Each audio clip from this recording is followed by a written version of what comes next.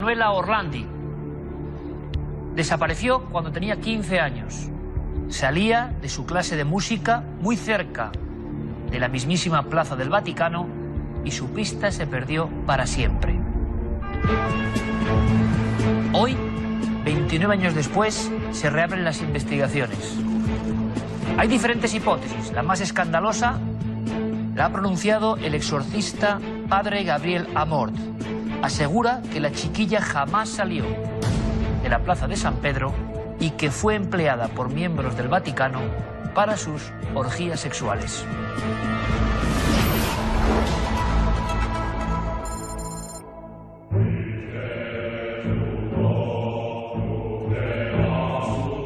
Buenas noches y bienvenidos a la nave del misterio. Las otras hipótesis son casi igual de desalentadoras. Una habla de la mafia y los tratos precisamente con los más altos mandatarios de la curia durante los años 80, una forma de presión. También se habla del secuestro de esta muchacha, Manuela Orlandi, por parte del grupo Lobos Grises, pidiendo el rescate de uno de sus pupilos, Ali Azca, el hombre que en la misma plaza atentó un 13 de mayo del 81 contra Juan Pablo II. No corren buenos tiempos en el Vaticano. La historia de Orlandi es como un tabú que vuelve una y otra vez. Recientemente en esa plaza una multitud abucheaba al Papa, lo que no ha ocurrido jamás. ¿Y por qué? Porque pensaban que iba a tener un gesto en torno a el caso de esta niña, Manuela. Hay una gran polémica. Hay quien afirma que todo esto es una campaña de desprestigio contra el Vaticano. Y hay quien dice que la lucha entre luces y sombras ahí adentro es poderosísima, fortísima, y que estamos cerca incluso de un nuevo cónclave, de un nuevo papa. Hay quien apunta más allá, quien afirma que las profecías de San Malaquías tienen algo que ver con el 2012 y con lo que va a pasar. El caso Orlandi es tan solo la punta de un iceberg inmenso. En el mes de mayo y junio del 2012 han empezado a salir filtraciones, cartas propias del espionaje de las novelas más tremendas. Personas que traicionan a Benedicto XVI. ¿Qué está ocurriendo? ¿Qué está pasando? Se habla incluso del poder actual de logias masónicas. Queremos abrir el debate, queremos tener mesa de redacción, queremos tener a los mejores especialistas para que nos cuenten las claves de lo que está pasando en el corazón del mismísimo Vaticano. En las últimas fechas, una auténtica tormenta informativa parece haberse desatado sobre las normalmente apacibles 40 hectáreas sobre las que se asienta el Estado Vaticano. Filtraciones embarazosas, detenciones, destituciones fulminantes, complots, antiguos asuntos oscuros que súbitamente regresan a la actualidad.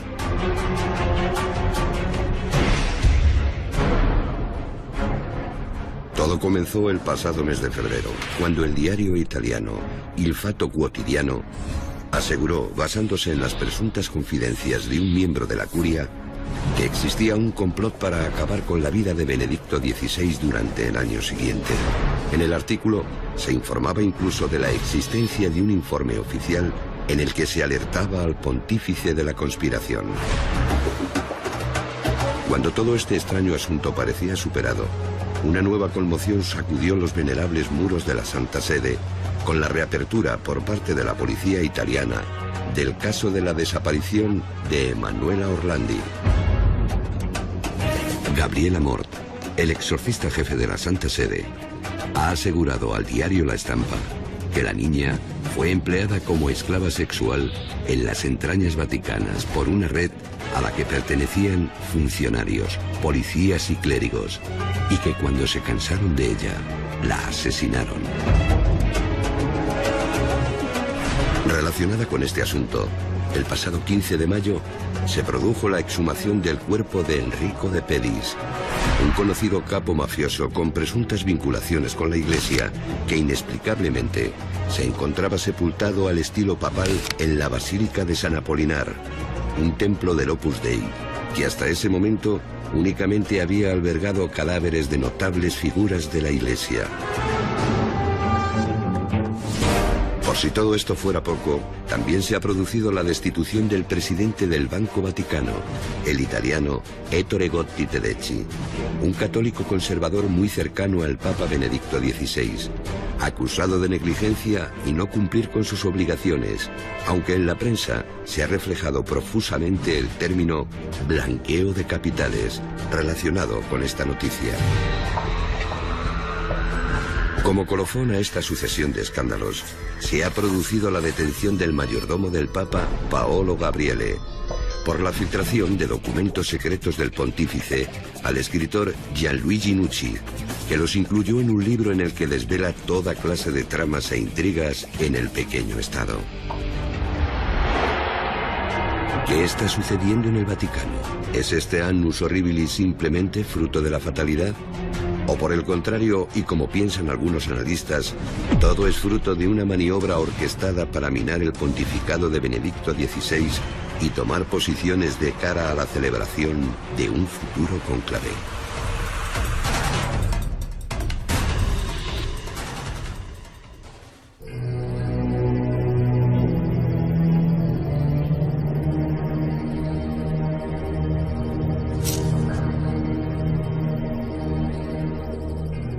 Intenso debate, intensa mesa de redacción la que nos aguarda, seguro, porque el asunto es candente, está ahí.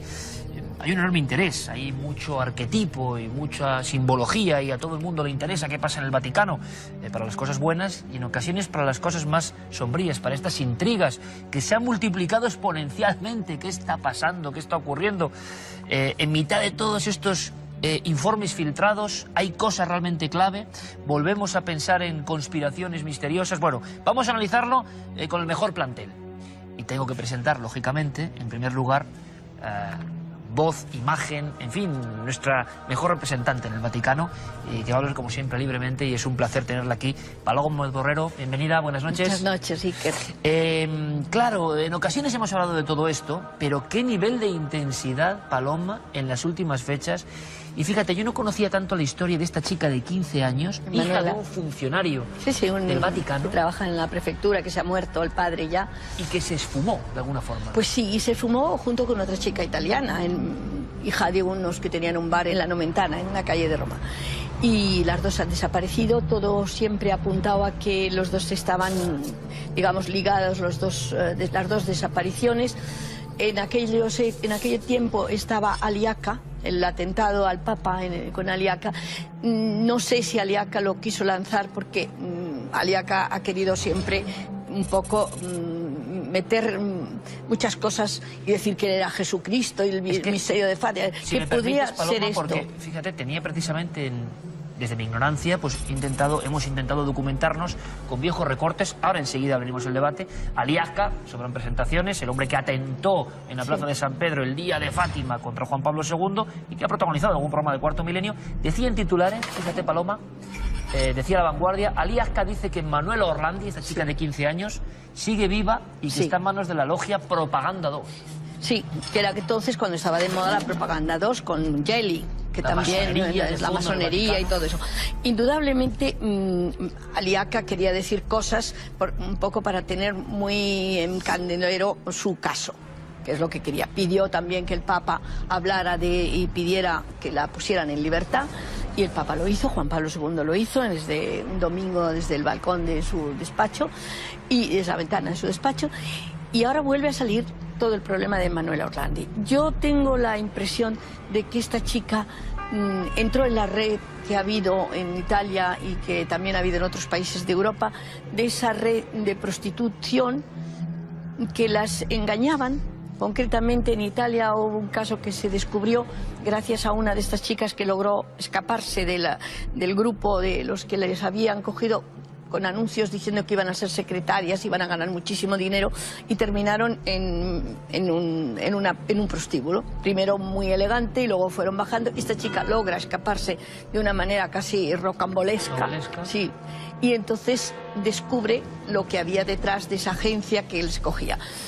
Puede muy bien haber entrado en Manuela en este giro de prostitución. Paloma, quería saber tu opinión antes de entrar a conocer algunos datos más. Gabriel Amort, que ha estado en este programa, sí, exorcista, de sobra conocido de todos ustedes, ha dicho no solo que había un delito con un fondo sexual, orgías, ritos, sino que esa chica nunca salió del Vaticano, que todo ocurrió Vaticano dentro, nos parece fuerte. No lo creo, me parece absolutamente... Lo que es seguro es que a través de esos endemoniados que le revelan a Padre Amos las cosas, pues es querer también echar el humo de Satanás, como dijo Pablo VI una vez en el Vaticano, dijo, por las ranuras del Vaticano se ha filtrado el humo de Satanás. Yo pienso que es echar ese humo de Satanás a través de esas bocas, que indudablemente empieza por decir el Padre Amos que son endemoniadas, o sea que están poseídas por Satanás. Vamos a debatir, no solo ha sido Pablo VI, sino otros. Enrique, vamos a continuar con unos datos concretos para que tengan toda la información.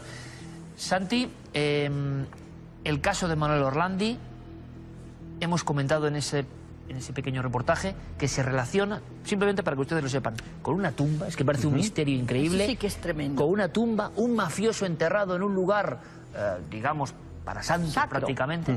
¿Qué pasa ahí? ¿Cuál es la conexión? Para empezar a hablar con propiedad. Pues vamos a ver, cuando desaparece el 22 de junio de 1983 Manuel Orlandi, la verdad es que, como me ha dicho Paloma, es una auténtica conmoción y un auténtico misterio. Ya desde el principio el hecho de que fuera hija de un empleado de la Santa Sede, pues llamó especialmente la atención y fue una de las muchísimas líneas de investigación que barajó la policía italiana. De hecho, incluso hay un misterioso personaje, el americano, que era un confidente, una persona que estuvo mandando y haciendo llamadas anónimas y que sabía mucho del caso, entre otras cosas porque aportó pruebas materiales, como una hoja del cuaderno de Manuela Orlandi cuando desapareció. Acababa de dar una clase de flauta precisamente en la Basílica de San Apolinar, donde se abre esta tumba. En esta basílica, esta muchacha de 15 años, que la hemos visto perfectamente, da su clase de música y se le pierde la pista. Sale a la calle y se le pierde la pista.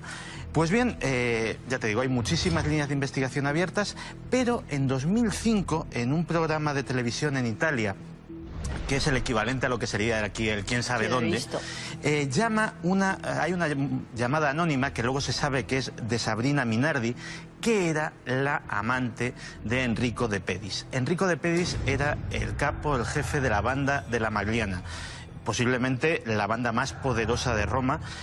No se movía en el bajo fondo de la ciudad eterna un papel sin que lo supiera Enrico de Pedis, y dice que si se abre la tumba de Enrico de Pedis precisamente en la Basílica de San Apolinar, donde aparte de un montón de príncipes de la iglesia estaba enterrado él de forma muy misteriosa, pues que se podrían encontrar pistas para solucionar el caso. Dentro del sepulcro de ese mafioso, pistas para la desaparición de Manuel Orlandi. Que la acaban de abrir ahora, ¿eh?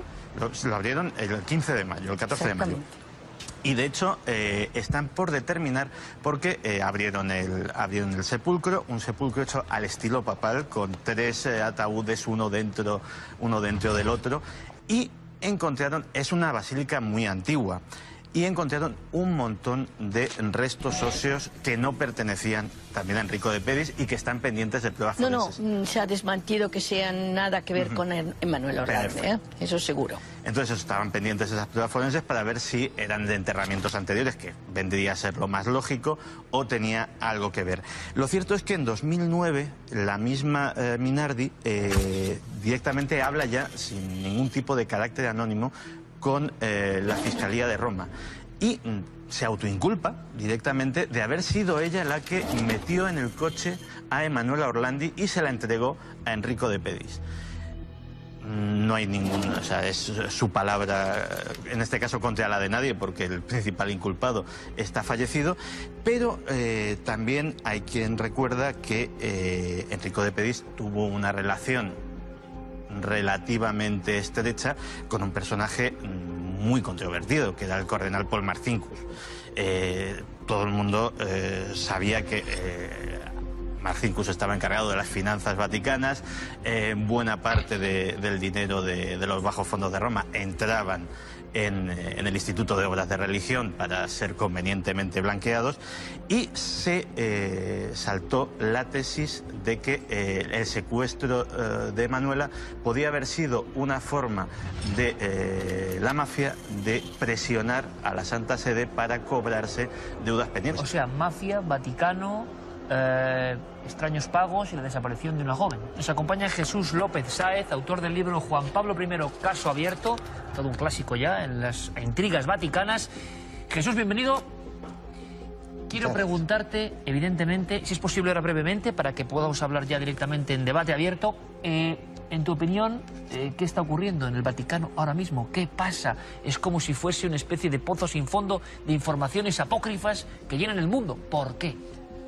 Bueno, pues esa es la cuestión de qué es lo que está pasando en el Vaticano. Está la fuga de documentos, por un lado, con la detención del mayordomo del Papa.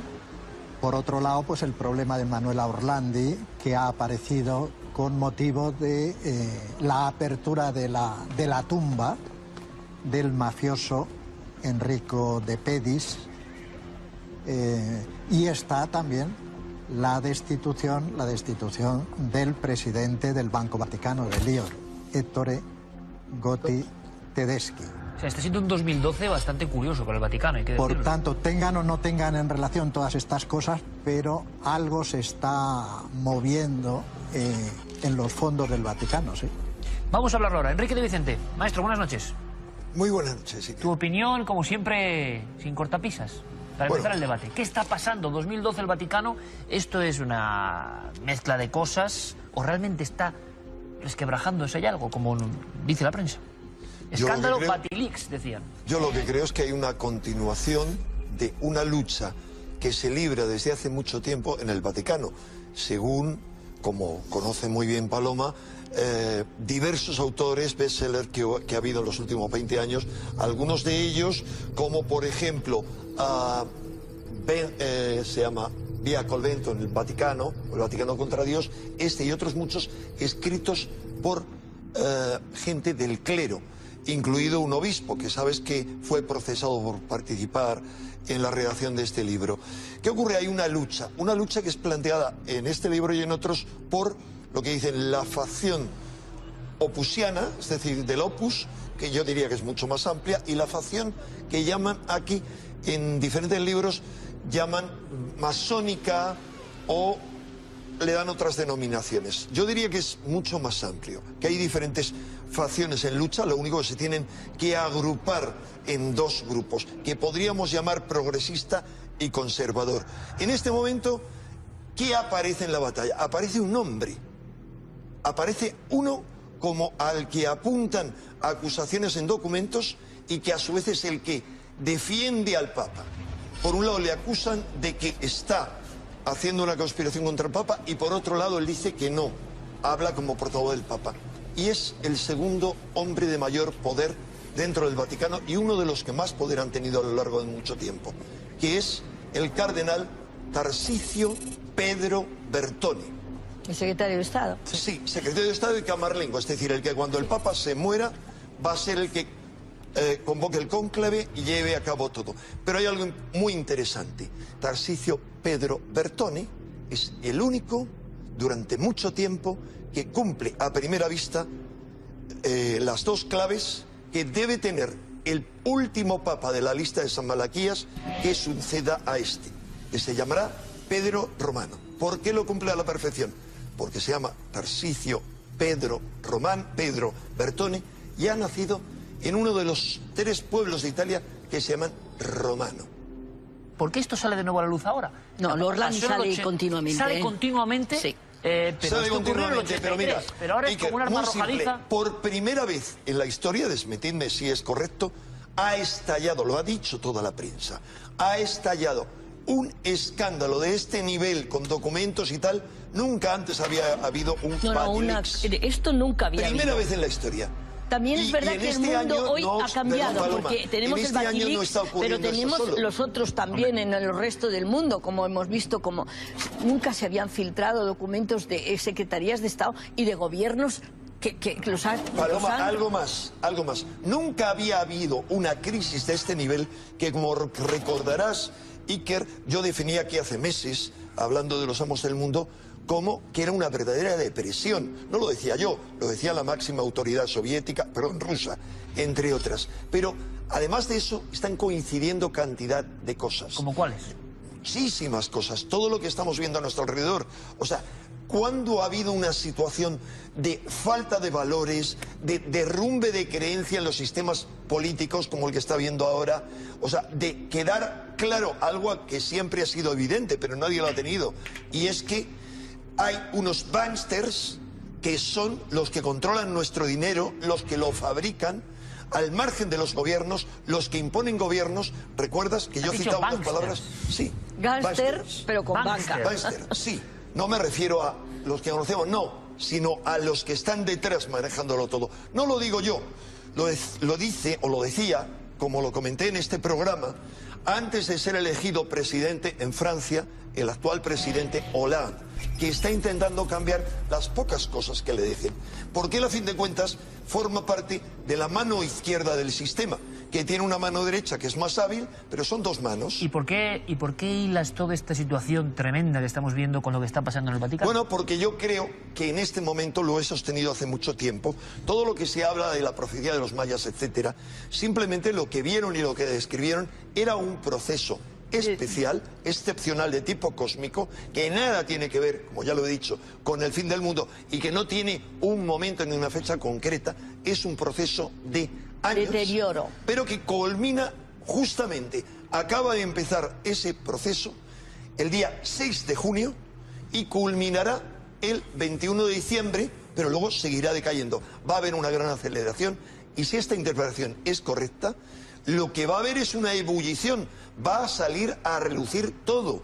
Todo se va a revolver a nivel planetario, a nivel humano, a nivel de la Iglesia. O sea, que esto, a todos Paloma, los niveles. Jesús, esto que ha pasado en el Vaticano es también como un tirar los documentos, y nunca, esto es importante, yo no lo sabía, nunca ha pasado hasta ahora, hasta este momento, el 2012, una filtración. Nunca. Y pregunto, ¿cosas realmente graves en esas filtraciones? No hay tantas cosas graves. La gravedad está en cómo se han filtrado y quién las ha filtrado y quién hay detrás de Paulo. Sí, la sensación Eso es lo de más que tu hombre de importante. confianza no puedes confiar en él. Este es un hombre muy... Yo le conozco, como digo, es un hombre muy sencillo.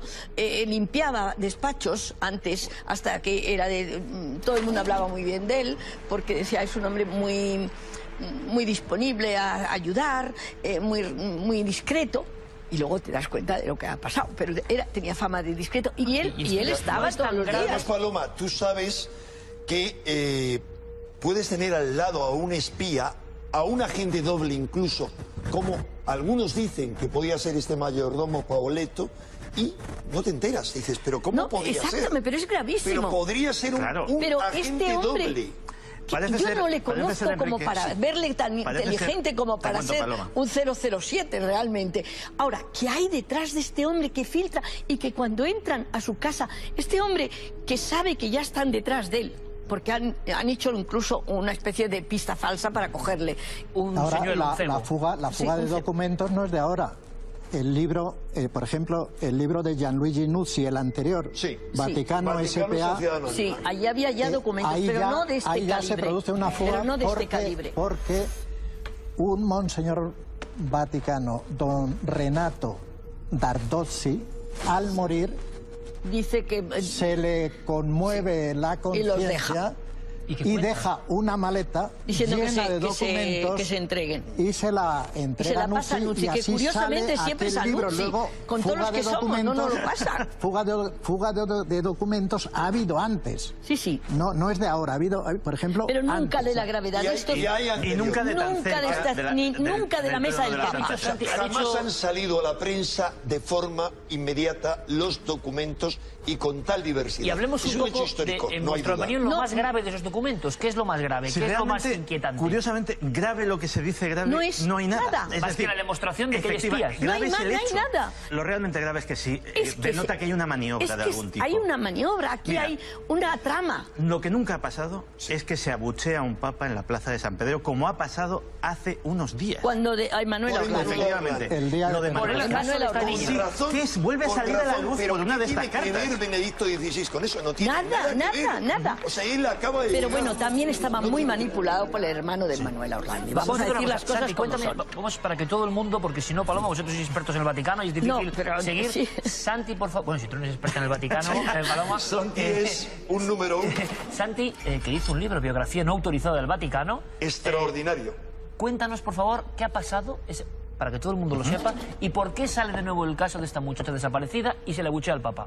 Pues básicamente, aparte de la reapertura por parte de las autoridades italianas del caso, es que también es una de estas cartas la que hace que vuelva a salir a la opinión pública. Y es una carta de un sacerdote del norte de Italia que se llama Giampiero Gloder, en la que simplemente le sugiere al Papa que no hable del caso Orlandi, porque se podría dar la impresión a la opinión pública de que el Vaticano sabía y no habló. Y claro, automáticamente la opinión pública, cuando lee esto, dice, ¿y qué sabía y no habló? Y esa es precisamente la que la familia, sobre todo de Manuela Orlandi, que fue la que hace unos días, pues en el rezo del Ángelus, llevó una manifestación desde el centro de Roma hasta la plaza de San Pedro. Y la verdad es que decían que solo querían que el Papa les mencionase, pues como menciona que allí estaban la Federación de Tiro con Arco, los enfermos de esclerosis múltiple, y cuando vio que el Papa, a pesar de las enormes pancartas que llevaban, no hacía el menor caso ni la menor mención a ellos, empezaron al grito de vergoña, vergoña, vergüenza, vergüenza. Pero hay que decir, la madre no ha dicho nada, la hermana no, es el hermano el que mueve todo, y efectivamente pusieron esta especie de manifestación. ¿Pero qué dice el hermano, Paloma? El hermano quiere que el Vaticano se implique en el caso y busque qué ha pasado con su hermana. Y dice que en el pasado no ha colaborado el Vaticano, dice también. No, el Papa Juan Pablo II colaboró y Casaroli también, no es verdad. Digo lo que dice Pietro Orlandi. No, pero ahí colaboró. Como tampoco colaboró de acuerdo en esclarecer el asesinato de Juan Pablo I. Enrique, un momentito, por favor. Lo que dice Pietro Orlandi es que pide colaboración y transparencia al Vaticano y dice además que hasta ahora no la ha habido. O sea, que ha habido ni colaboración ni transparencia en el caso. Yo no estoy de acuerdo. En el caso de su hermana. Y entonces cuando el día de Pentecostés llega una manifestación a la plaza de San Pedro, justamente pidiendo que se investigue y que por lo menos diga el nombre de Manuela, el Papa no dice ni una palabra. Esto es inconcebible. Pero entonces no, es inconcebible, perdonar. Al Papa lo que él dice en el domingo, en el Ángelus, lo llevan escrito y se lo han mandado escrito. Él desde el balcón, entre otras cosas, no ve muy bien, ¿verdad? Es que el pobre tiene un problema pero es un gran intelectual para pensar. Pero no tiene ni idea que está, ni lo ve desde la ventana. Tú le conoces muy bien. Pues tiene tiempo de decirlo después, tiene tiempo de decirlo después. También en la Secretaría de Estado decide. Si no lo ha oído, tiene tiempo de decirlo después, porque es inconcebible no decir ni palabra. ¿Le has tenido en tu casa tomando? No, yo no he tenido en casa, pero he hablado con él, he hecho entrevistas cuando era cardenal Ratzinger, sí. ¿Y tú crees que ese hombre, que es un intelectual de una talla enorme, va a leer, como un bobo, algo que le han dado escrito y no va a tener una mínima inteligencia? No sabe que están, si no le dicen que están en la plaza. ¿No sabe que existe Manuela Orlandi? No, como claro que sabe lo de Manuela Orlandi, que sabe que estén en la plaza en ese momento. No puede no saberlo. Si no se lo dicen, no lo sabe. No dicen nada sobre eso y sobre tantas cosas. No ha dicho Ratzinger ni una palabra de Orlandi desde el año 83, que estaba de prefecto de la Congregación de la Doctrina de la Fe, junto a Juan Pablo II. O sea, que no ha dicho nada en 29 años. ¿Por qué vamos a llamar caso bestia negra, la prensa lo saca, el Vaticano no sabemos si actúa, digamos, con inteligencia? Con Juan Pablo II se buscó, se trató de ayudar, y cuando le dijeron a Juan Pablo II que tenía que decir de Manuela Orlandi, salió diciéndolo, y Casaroli volvió a decirlo después en otra reunión. O sea, lo que pasa es que esta chica es una bandera también para meter mucho contra el Vaticano. Esa es la realidad. Esa es otra parte. Y que desde luego hay muchísima gente dentro del Vaticano que influyen, que dicen no, es mejor no tocar este tema. Es que esa es otra parte de la batalla. Hay unos que dicen que sí, otros que no. La otra parte de la batalla está expuesta, entre otras, por este libro En defensa del Papa, en el que se asegura que hay un combate brutal y ataques contra el Papa que proceden tanto de fuera como dentro del Vaticano. Hay cuervos dentro del Vaticano y hay buitres fuera del Vaticano. Esa es la realidad. Más allá de toda la hojarasca hay algún motivo. Hablando de Manuela Orlandi, se ha hablado aquí de una clave sexual. Pero yo creo que hay otra clave que es, a mi modo de ver, más atendible. Y es la clave de instrumento de presión. El secuestro de Manuela Orlandi funcionó como instrumento de presión sobre el Vaticano y, en último término, sobre Juan Pablo II. ¿En qué situación? Estamos en el año 83, después de la crisis, de la caída del muro. Después de la quiebra, quiebra del Ambrosiano. Y Polonia. Donde, un año antes de que el Vaticano pague aproximadamente 250 millones de dólares por la responsabilidad contraída en la quiebra del Ambrosiano. Es decir, hay que pensar que hay un instrumento de presión sobre el Vaticano y sobre el Papa. Ahora, ¿por qué motivo, Jesús? Puede ser por lo que tú dices, es decir, tenemos siempre la mano izquierda y la mano derecha. Tú dices, por un lado, que es un instrumento de presión por parte de las mafias, los GP2, etcétera. Pero hay otra posibilidad, la que está apuntando Paloma, que tiene fundamento. Porque no olvidemos que Manuela es secuestrada exactamente 3 días después de que Juan Pablo II regrese de su visita a Polonia. Exactamente, ahí es donde estamos hablando. Aquí hay una batalla a nivel de Unión Soviética. El destino del planeta. Está cayéndose el muro. Entre los dos bloques. Y Juan Pablo II es el ariete que se utiliza por parte de fuerzas terrestres o celestes para derrumbar el telón de acero. Lo ha dicho que hay Gorbachov. una mano que gana la batalla. Gorbachov lo reconoció. Simbólico ocurre el secuestro 3 días después. Pero hay una tercera posibilidad, y es que la Interpol ahora mismo está siguiendo una pista también. Lógicamente estamos hablando de un caso que no solamente implica a la policía italiana, y Paloma lo ha mencionado, una pista que lleva a Estados Unidos. Y es que, curiosamente, un caso que ya de por sí, y de hecho la actuación del Papa en ese sentido fue admirable y valiente, que fue el asunto de los sacerdotes pedófilos de Boston. Vamos, de Benedicto XVI, todo se puede decir, ha tenido un valor. Se hacen bien. Sí, Pues, sí. Luego podemos hablar del gran valor que tuvo por encima de su predecesor. El caso de Emanuela Orlandi y de Mireia Gregory, que era la otra chica, podría estar relacionado, de ahí lo del americano que mencionaba antes, podría estar relacionado con esos sacerdotes pedófilos de Boston. ¿Por qué? Pues están siguiendo la pista de unos matasellos y de unos apartados de correos que compartían y que, dadas las cartas que tenía la policía italiana, se les puede seguir la pista hasta una oficina de correos muy concreta de la ciudad de Boston, que curiosamente era donde estos sacerdotes tenían su apartado de correos clandestino en el que intercambiaban información. Porque no hay más pruebas físicas. La chica desaparece en el 83. Sí. Nunca más. En ese momento, ninguna de las dos, Enrique, ninguna de las dos. En ese momento tan clave de un papa apoyando una cuestión en Acaba Polonia, de aterrizar. Y de repente ocurre esto. Y ahora las últimas declaraciones, incluso yo quiero saber vuestra opinión. Se ha llegado a hablar, personas como Amor, de... Yo no sé si las mismas logias siguen presentes o no, mencionadas en la prensa en los años 80, Propaganda 2 y demás. Se ha hablado de ritos, de otros orgías. Lo han hablado, dentro del Vaticano. Lo han hablado diferentes especialistas. ¿Y esto qué es? Británicos, ¿Una leyenda americanos. urbana? El más conocido. Yo eso lo creo una leyenda urbana. Por eso pero vamos a informar. El más conocido de los que han escrito sobre eso es un jesuita de larga trayectoria, con gran implicación en el cuerpo diplomático, que fue secretario personal del cardenal Re, que es un cardenal bien conocido, bien prestigioso, que estuvo infiltrado en los países del este, que hablaba muchos idiomas, que es el padre Martín.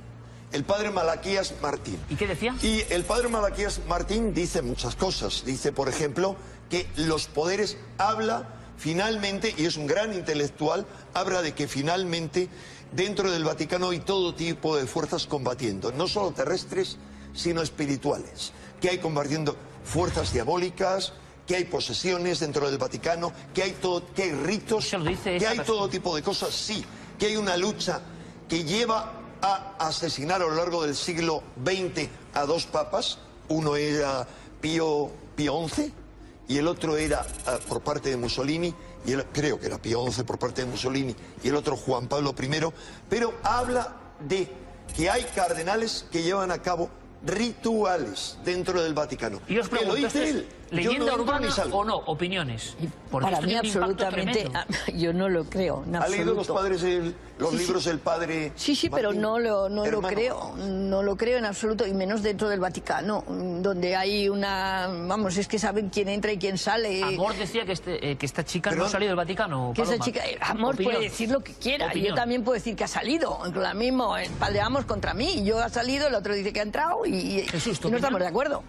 En el caso de Manuela Orlandi, yo no creo que sea el asunto de tipo sexual y de prostitución, no creo. Pero en cualquier caso... En cualquier caso es una vergüenza. Esto es insostenible. Es decir, es que pone literalmente el pasaje del Evangelio de que la basílica, el templo, se convierte en cueva de bandidos, la denuncia. ¿Y qué va a pasar, Jesús? Os hago la pregunta. ¿Qué va a pasar? Queda un trozo de este 2012 bastante de malfario, en este caso, para los asuntos vaticanos, lo estamos viendo. ¿Qué puede pasar? Prospección, digamos, un poco a futuro. ¿Qué va a ocurrir?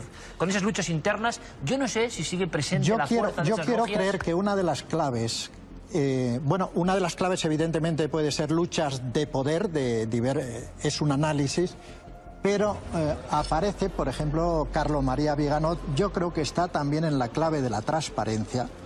Entonces, dentro de esta lucha entre transparencia y poder, por un lado está la Secretaría de Estado y por otro lado diversas personas que está, incluso el mayordomo, creo que puede situarse dentro de una clave de transparencia. O sea, perdón, el mayordomo unido a un grupo de al menos 5 personas y en el otro lado el secretario de Estado, recordemos, el cardenal, yo le llamo Pedro Bertone. Yo no sabía que se llamaba Pedro, fíjate. Sí, de hecho, tiene 3 nombres. Ahora mismo en el Vaticano parece ser que circula un acrónimo que es TUCOB, Todos Unidos contra Bertone, y que se está haciendo muy popular. Sí, no, yo estoy convencida que de aquí se saldrá pues mucha más purificada la Iglesia y saldrán los que deben salir de alguna manera. Hombre, es como una purga, como una especie de revolución dentro, que también a lo largo de los siglos las ha habido y que se puede repetir y que quede la transparencia como está quedando en lo de los pedófilos, de los sacerdotes pedófilos. Lo de los pedófilos, disculpa, después de que lamentablemente he de decirlo, después de que en los años 60 un papa al que yo admiraba, Juan XXIII, hiciera un decreto legal en el cual se prohibía a todos los miembros de la Iglesia, a toda digamos, los religiosos, hacer público cualquier escándalo, incluido la pedofilia, que era bien conocida, prohibido bajo pena de excomunión. Hay que agradecer a Benedicto XVI que ha promovido un proceso de purificación en este sentido. Y yo creo que ha intentado también en el campo financiero ha intentado también una cierta transparencia y purificación. Absoluto. Pero por otro lado se ha encontrado en un dilema que vamos a ver cómo lo resuelve, un dilema moral, a ver cómo lo resuelve Benedicto XVI. Es que aquí se delinea un cónclave, y los italianos quieren volver a manejar el cónclave. Luego el cónclave que está el Espíritu Santo, esperemos que siempre esté. Hombre, el Espíritu Santo podemos decir que no como Marcinkus tuvo un error, sino que ha tenido decenas o mucho más de errores. Una cosa, Enrique. Dando lugar a papas increíbles. Pues claro, estamos entrando en un mundo que es infinito, que es el Vaticano, que sabemos que y que lleva 2000 años. Y que lleva 2000 años, y además se pueden hacer muchas novelas, se han hecho algunas, evidentemente. Fue uno de los temas más importantes en cuanto a novelas de misterio, incluso el Vaticano, pero me gustaría, porque lo ha soltado Enrique, sí, como hace él, pum, y seguro que muchas personas se han quedado con el hilo, y es que se habla de cónclave, se ha hablado de complot para quitar a este papa del medio, se ha hablado de muchas cosas, pero tú hablabas de Bertone y yo no sé cómo está o cómo encaja la profecía de San Malaquías ahora mismo, si encajaría la presencia de este hombre con las profecías de Malaquías. Vamos a ver, el problema con la profecía de San Malaquías no es que se interprete a posteriori, en la mayoría de los casos se acierta, es que vamos a ver, ¿quién era el anterior? El anterior era de la gloria del olivo.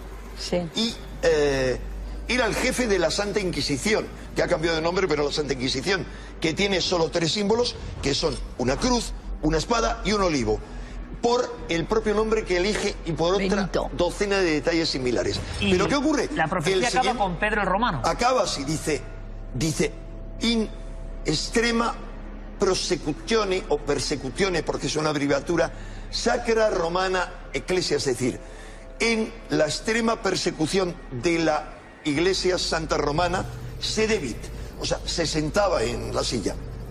Esa es una línea. En la siguiente, Pedro Romano.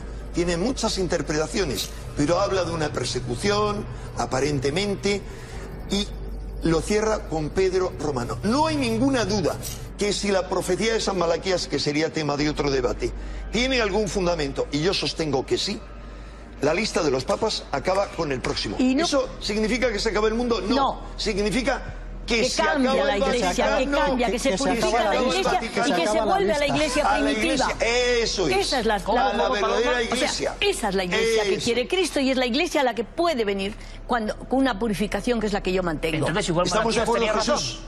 Malaquías, que Malaquías, se acaba la lista, lo que está, ¿ves? estamos de acuerdo. Lo que pasa es que si en medio de toda esta crisis realmente se fuera, como quiso el Concilio Vaticano II en esa gran inspiración conciliar, que es volver a las fuentes de la experiencia comunitaria, si eso se produjera, si ahora decidiera Benedicto XVI por la limpieza y por la transparencia, seguramente la iglesia va a salir reforzada. daría un gran testimonio, abriendo el camino, mucho bien todo lo que está pasando. A un Petrus Romanus. Exactamente, que es un Petrus romano, un Pedro que vuelve a la iglesia primitiva, a la iglesia perseguida, porque también no olvidemos la fuerza del Islam, ¿eh? No lo olvidemos cómo está de fuerte.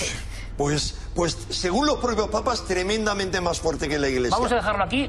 Solo faltaría que coincidiese en el 2012 con la profecía de San Malaquías, de alguna forma, ¿no? Y Pedro el Romano. En fin, es un tema, como decíamos, inabarcable, casi inabordable, con la punta del iceberg de la desaparición de Orlandi en el 83 y la vuelta de ese asunto, ese eterno tabú. Yo quería, si puede ser, decir una cosa, un apunte, en qué medida toda esta lucha entre transparencia y poder, en el fondo no está recordando todo esto, la lucha, la opción de Juan Pablo I por cortar los escándalos vaticanos, los negocios vaticanos. Yo me gustaría creer que todas las personas que se están alineando en esa línea de transparencia y limpieza están siguiendo los pasos de Juan Pablo I. Yo creo que sí. Yo creo que están siguiendo los pasos de Cristo. Perdonad. Bueno, como ven, es realmente... Y si seguiríamos todo el programa hablando del Vaticano, que evidentemente merece todo un tema monográfico, ¿verdad? Misterios, secretos y un foco de interés mundial. Os lo agradezco mucho a los cuatro, de verdad. Hemos puesto un montón de temas sobre la mesa y lo que vamos a hacer es seguir muy atentos a la actualidad, porque es que en estos días siguen saliendo documentos, así que igual hay que hacer una nueva mesa de redacción de urgencia. Lo que no ha ocurrido jamás. ¿Y por qué? Porque pensaban que iba a tener un gesto en torno a el caso de esta niña, Manuela. Hay una gran polémica. Hay quien afirma que todo esto es una campaña de desprestigio contra el Vaticano. Y hay quien dice que la lucha entre luces y sombras ahí adentro es poderosísima, fortísima, y que estamos cerca incluso de un nuevo cónclave, de un nuevo papa. Hay quien apunta más allá, quien afirma que las profecías de San Malaquías tienen algo que ver con el 2012 y con lo que va a pasar. El caso Orlandi es tan solo la punta de un iceberg inmenso. En el mes de mayo y junio del 2012 han empezado a salir filtraciones, cartas propias del espionaje de las novelas más tremendas, personas que traicionan a Benedicto XVI. ¿Qué está ocurriendo? ¿Qué está pasando? Se habla incluso del poder actual de logias masónicas. Queremos abrir el debate, queremos tener mesa de redacción, queremos tener a los mejores especialistas para que nos cuenten las claves de lo que está pasando en el corazón del mismísimo Vaticano. En las últimas fechas, una auténtica tormenta informativa parece haberse desatado sobre las normalmente apacibles 40 hectáreas sobre las que se asienta el Estado Vaticano. Filtraciones embarazosas, detenciones, destituciones fulminantes, complots, antiguos asuntos oscuros que súbitamente regresan a la actualidad. Intenso debate, intensa mesa de redacción la que nos aguarda, seguro, porque el asunto es candente, está ahí. Hay un enorme interés, hay mucho arquetipo y mucha simbología y a todo el mundo le interesa qué pasa en el Vaticano, para las cosas buenas y en ocasiones para las cosas más sombrías, para estas intrigas que se han multiplicado exponencialmente. ¿Qué está pasando? ¿Qué está ocurriendo? En mitad de todos estos informes filtrados, ¿hay cosas realmente clave? ¿Volvemos a pensar en conspiraciones misteriosas? Bueno, vamos a analizarlo con el mejor plantel. Y tengo que presentar, lógicamente, en primer lugar, voz, imagen, en fin, nuestra mejor representante en el Vaticano, que va a hablar como siempre libremente y es un placer tenerla aquí. Paloma Gómez Borrero, bienvenida, buenas noches. Buenas noches, Iker. Claro, en ocasiones hemos hablado de todo esto, pero qué nivel de intensidad, Paloma, en las últimas fechas. Y fíjate, yo no conocía tanto la historia de esta chica de 15 años, hija de un funcionario del Vaticano. Que trabaja en la prefectura, que se ha muerto el padre ya. Y que se esfumó, de alguna forma. Pues sí, y se esfumó junto con otra chica italiana, hija de unos que tenían un bar en la Nomentana, en una calle de Roma. Y las dos han desaparecido, todo siempre apuntado a que los dos estaban, digamos, ligados, las dos desapariciones. En aquel tiempo estaba Aliaca, el atentado al Papa con Aliaca. No sé si Aliaca lo quiso lanzar porque Aliaca ha querido siempre... Manuela Orlandi desapareció cuando tenía 15 años. Salía de su clase de música muy cerca de la mismísima plaza del Vaticano y su pista se perdió para siempre. Hoy, 29 años después, se reabren las investigaciones. Hay diferentes hipótesis. La más escandalosa la ha pronunciado el exorcista padre Gabriel Amort. Asegura que la chiquilla jamás salió de la plaza de San Pedro y que fue empleada por miembros del Vaticano para sus orgías sexuales.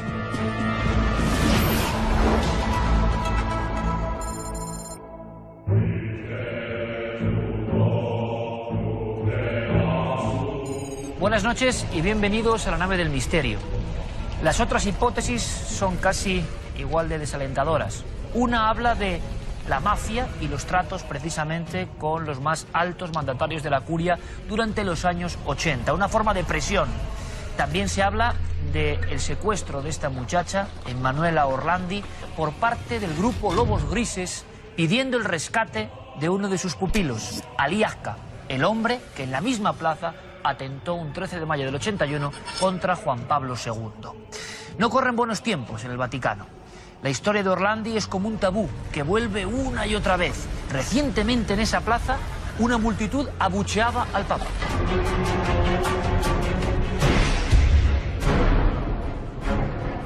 Todo comenzó el pasado mes de febrero, cuando el diario italiano Il Fatto Quotidiano aseguró, basándose en las presuntas confidencias de un miembro de la curia, que existía un complot para acabar con la vida de Benedicto XVI durante el año siguiente.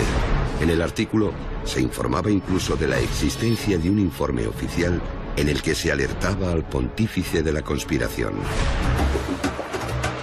Cuando todo este extraño asunto parecía superado, una nueva conmoción sacudió los venerables muros de la Santa Sede, con la reapertura por parte de la policía italiana del caso de la desaparición de Manuela Orlandi.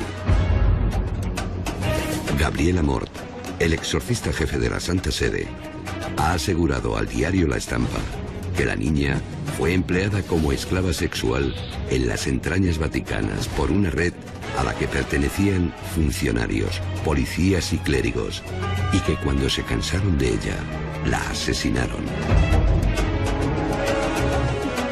Relacionada con este asunto, el pasado 15 de mayo se produjo la exhumación del cuerpo de Enrico de Pedis, un conocido capo mafioso con presuntas vinculaciones con la Iglesia que inexplicablemente se encontraba sepultado al estilo papal en la Basílica de San Apolinar, un templo del Opus Dei que hasta ese momento únicamente había albergado cadáveres de notables figuras de la Iglesia. Por si todo esto fuera poco, también se ha producido la destitución del presidente del Banco Vaticano, el italiano Ettore Gotti Tedeschi, un católico conservador muy cercano al Papa Benedicto XVI, acusado de negligencia y no cumplir con sus obligaciones, aunque en la prensa se ha reflejado profusamente el término blanqueo de capitales relacionado con esta noticia. Como colofón a esta sucesión de escándalos, se ha producido la detención del mayordomo del Papa, Paolo Gabriele, por la filtración de documentos secretos del pontífice al escritor Gianluigi Nucci, que los incluyó en un libro en el que desvela toda clase de tramas e intrigas en el pequeño Estado. ¿Qué está sucediendo en el Vaticano? ¿Es este annus horribilis simplemente fruto de la fatalidad? ¿O por el contrario, y como piensan algunos analistas, todo es fruto de una maniobra orquestada para minar el pontificado de Benedicto XVI y tomar posiciones de cara a la celebración de un futuro cónclave?